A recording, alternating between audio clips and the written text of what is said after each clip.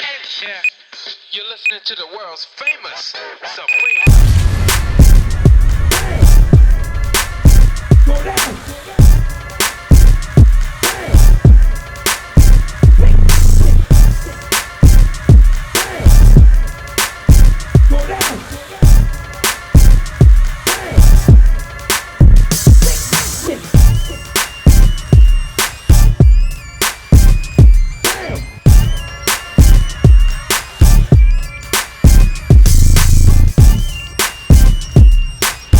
What's up, y'all? Welcome to another episode, Black Book Journal.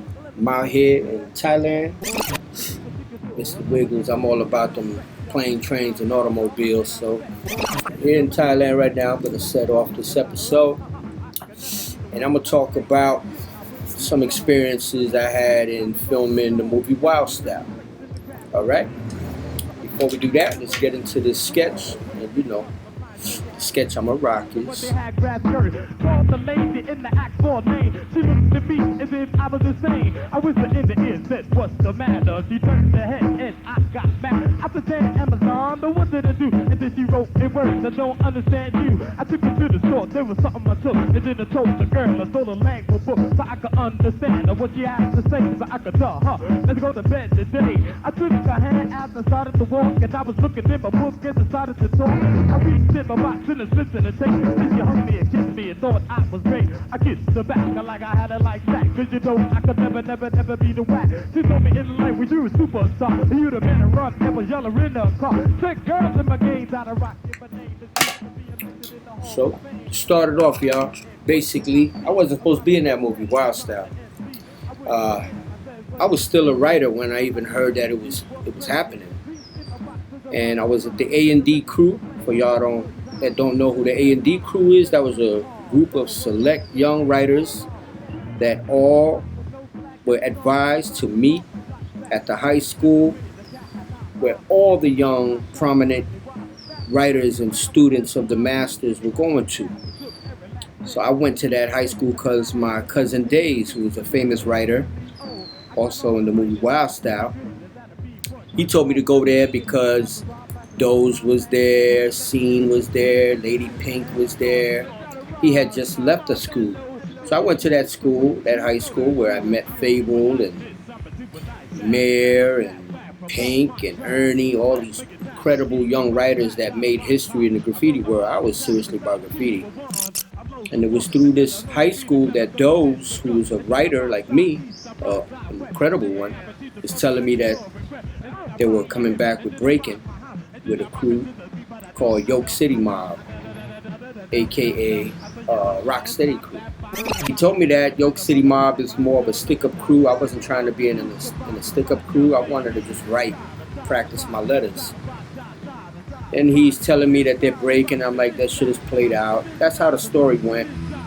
I'm like, in the Bronx, we don't break no more. The high school was in Manhattan. So a lot of cats were from Manhattan, Queens, Brooklyn, Staten Island. He challenged me to break. And I broke it. I had the old style. He was impressed with the old style because I guess it reminded him of one of his people, namely Frosty Freeze. And he kept inviting me to go hang out with his crew. You know, I didn't want to hang out. I didn't really want to break, you know. I wanted to keep writing. Me and Fable were partners and we were coming up on the writing game. I'll make an episode on that soon. Rocksteady started picking up momentum. They did the battle at Lincoln Center. I went to the showcase with him and Henry Chalfant, with Rocksteady crew and Henry Chalfant, and I realized this dance is going to come back big. But that moment, that month, is when I learned this new dance they call Boogie, which is popping with the B-boy bounce. And I'm hoping y'all catch this. So, I heard that Lady Pink was going to star in the movie. We had a crew called TC5. The leader was Scene from TC5 from the Bronx. And you know, he kind of like took me under the wing, put me in the crew. So I'm like, I'm in TC5, fuck all this other shit. Like, then the talk was that Lady Pink was going to be featured in the movie. Lady Pink is the premier female writer of that time. And I'm thinking, a movie? and it was a graffiti movie. They were calling it Wild Style. So I had already seen Charlie A. Hearn's brother in the Bronx. He had a gallery. I visited the gallery. It's right down the block where I live.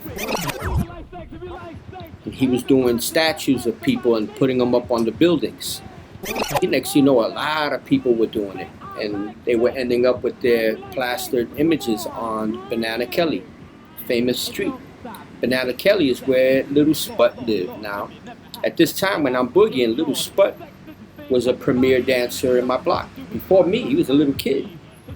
And Little Spud heard about the Puerto Rican dude that could boogie.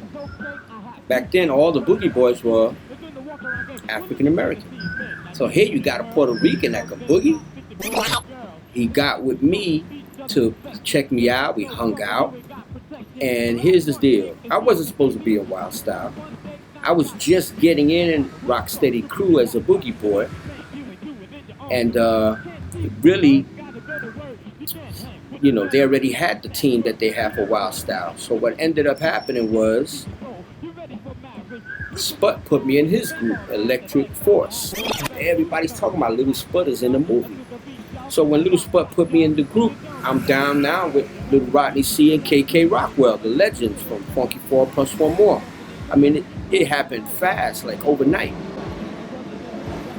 1 minute, I'm just writing. Next minute, dancing. The next minute, I got my own crew, Electric Company. Next minute, I'm dancing with Little Spud and doing rehearsals with Little Rodney C and KK Rockwell for the group Double Trouble. And the plan was we were gonna do the finale scene at the amphitheater in the end of the movie Wild Style.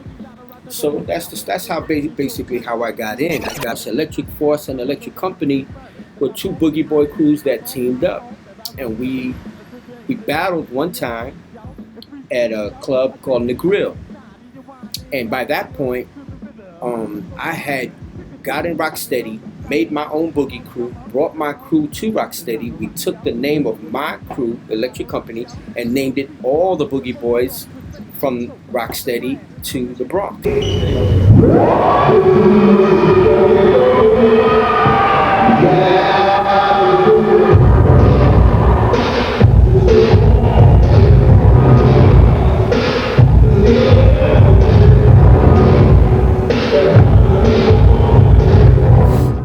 So I'm at rehearsals in Rodney C's house every day. We're practicing and learning the Electric Force routines and the Electric Force style. And we did a couple of shows and some jams, like at the Boys Club in the Bronx, very famous places. We did a show at the Roxy, and then we're filming at the amphitheater, 1981, I think it was. And we show up and boom, I'm on stage with all the pioneers and the legends. And you know, we're waiting for our turn to go up. And then all of a sudden they throw on the theme from Wild Style, and KK Rockwell, Little Rodney C, they had the white suits. And they came out with the fake machine guns. And they walked on stage and walking around with the machine guns. And at that time, you know, I'm a little ghetto kid. I'm only like 14, 15 years old.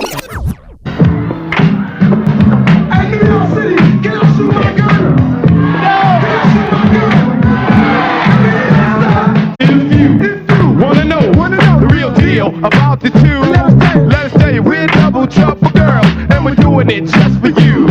Now come on, cake and Rockwell. Don't pause it, don't you dare stop, my man. Well, just get on your mic, turn on your mic, get on your mic and start it. I'm smoked out. I got a joint in my hand, and I'm enjoying myself. I'm on stage behind the legends. I'm feeling myself, and you know, we got 4 of us lined up. We were like probably the first group to dance behind the rap group, but we were part of the group. You know, it was Double Trouble and Electric Force. Get on your mic and start the hip hop. And now easy about to see, I know Rockwell got a lot of money. I got a lot of clientele, but it won't be happy most definitely till you listen to the voice of my mother about to see. And I hear KK say I'm glad to be down with the 2 MCs with the funk and sound. But a party's not a party. Rocksteady was there. You had Treacherous 3, Fearless 4. You had Zulu Cruise, Grand Mixer DST. You have Flash. I mean, the stage was packed with nothing but pioneers, and I'm on stage with them. And I would say that most definitely that is probably the greatest hip hop moment I ever had in my life. A pimp, a pusher, and exclusive, but with a 40-room mansion. That's how I live. Eat the finest fruit. All I know is at the end of our show, I'm walking on. I felt like I was walking on stilts with Playboys on. I was on a high, you know. And then towards the end of the jam, right when Busy Bee was doing the shout out for Atlanta, he started doing that man who killed all the little children in Atlanta. And I want y'all to smack the head out of it like that this. moment is when I walked into the crowd, and I'm just walking around the crowd, and people coming up to me, yo, Puerto Rico, you did your thing, and I'm getting props from the crowd. And you know, to be honest, I wanted to meet people, you know, and see if they recognize me. And they recognize me, and I'm on a high, and I'm walking out the park, standing there watching Busy Bee rock. I'm like, I was on that stage just a minute ago. And you know, at those times, you knew when you had the book before the stick-up kids start rounding people up. So this is the wild style piece I did. It's kind of whiz-act, but I'm gonna do some hookups here. Show you how to do my chip hookup style. See, I draw the shape, fill it in black, and I try to get some detail in there. This one I'll do a drip. Very sloppy, but you know, still funky. Then I do my lines with the dots that my cousin Days taught me when I was a little kid. Do some more chips here inside the piece. Black chips. This one I'll make a broken one. A little piece shooting off there. The plan, I got a mic in my hand, I'm gonna rock, and do the best I can. I'm gonna shock and amaze, and put you in a day, and make you love this MC craze. I make you this. You want me to keep rocking them? Like, share, subscribe, let your people know. Hit that push notification so every time I drop a video, you on it. And be on the lookout for the next joints. I'm gonna do one on my history in King Tutting, and I'm gonna do one on my battles as a kid. And I got a few other episodes coming up, so get ready, y'all. More knowledge. Peace. Yeah, you're listening to the world's famous Supreme. Go down.